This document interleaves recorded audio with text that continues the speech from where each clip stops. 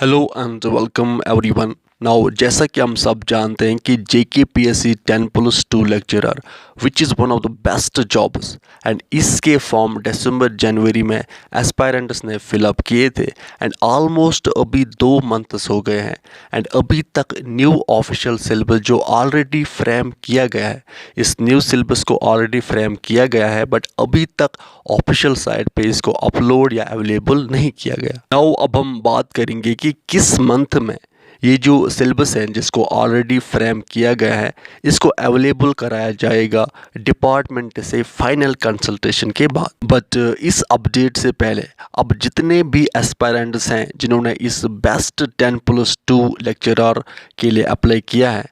वो सब जानते होंगे कि कितना ज़्यादा कंपटीशन है जम्मू एंड कश्मीर में due to massive unemployment rate. No doubt कि JKPSC में as compared to JKSSB competition थोड़ा बहुत कम रहता है बट स्टिल मानो अगर आपके स्पेशलाइज्ड सब्जेक्ट में 5000 या 6000 एस्पायरेंट्स ने अप्लाई किया है एंड पोस्ट्स मानो आप अराउंड 50 के आसपास पोस्ट्स है तो स्टिल 100+ एस्पायरेंट्स, अगर इनमें हम मान के चलते हैं कुछ एस्पायरेंट्स नॉन सीरियस भी है, स्टिल आप मान के चल सकते हैं कि 50+ एस्पायरेंट्स सीरियस एस्पायरेंट्स ऐसे हैं जो एक सीट के लिए फाइट करेंगे एंड इससे हमें पता चलता है कि कंपटीशन अच्छा खासा होने वाला है। सो अब अगर आपको इस कंपटीशन में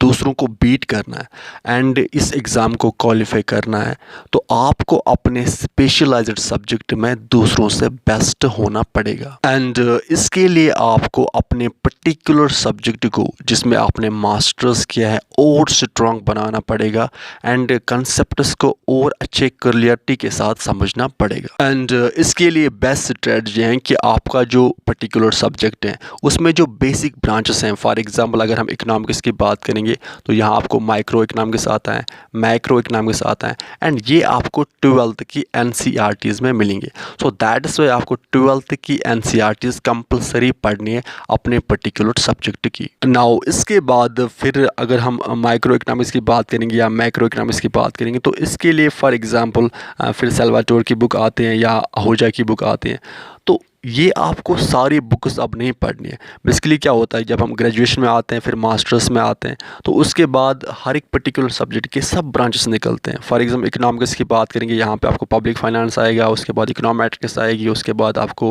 इंटरनेशनल इकोनॉमिक्स आएगी। तो अभी आपको फिर ये सारी रेफरेंस बुक्स नहीं पढ़नी है। अब आपको जब सिलेबस प्रोवाइड कराया जाएगा तो सिलेबस में जो हर एक ब्रांच एंड पर्टिकुलर सब ब्रांच के जो स्पेसिफिक टॉपिक्स गिवन होंगे वहाँ पे बस वो आपको रेफरेंस बुक से कवर करना है या अभी आप ऑनलाइन भी इतना सोर्स अवेलेबल तो ऑनलाइन भी आप अच्छे से वो कवर कर सकते हैं एंड अभी आप प्रीवियस सिलेबस में जो